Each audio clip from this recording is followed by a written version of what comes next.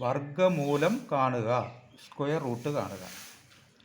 2 ഗുണം 5 ഗുണം 7 ഗുണം 4 ഗുണം 2 ഗുണം 5 ഗുണം 7. ഈ സംഖ്യകളെ അവയെ അതിൻ്റെ ക്രമീകരിച്ച് എഴുതുക.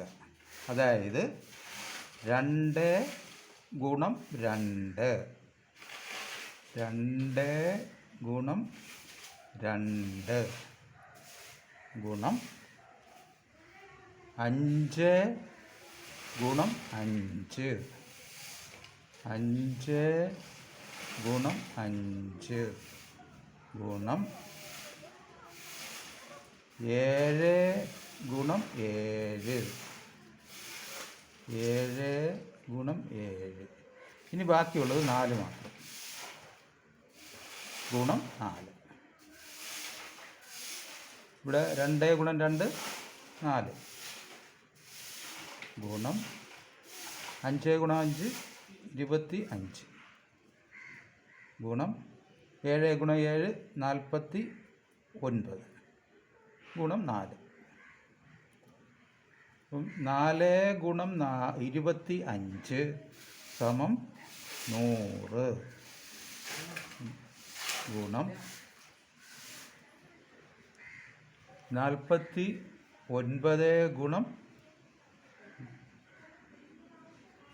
4.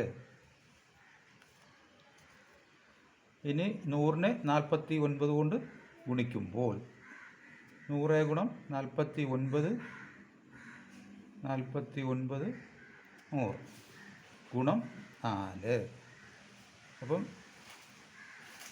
4900നെ 4 കൊണ്ട് ഗുണിക്കുമ്പോൾ 19,600 കിട്ടും.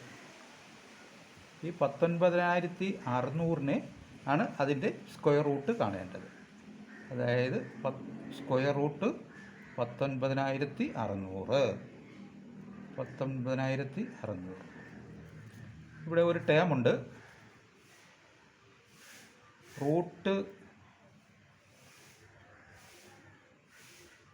എ ഇൻറ്റു ബി സമം റൂട്ട് എ ഗുണം റൂട്ട് ബി.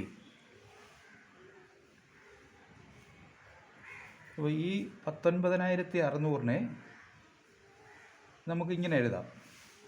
190 ഗുണം 196 ഗുണം 100, 196 ഗുണം 100. അപ്പോൾ ഈ ടേം അനുസരിച്ച് ആണെങ്കിൽ ഈ റൂട്ട് 196 ഗുണം 100നെ റൂട്ട് 196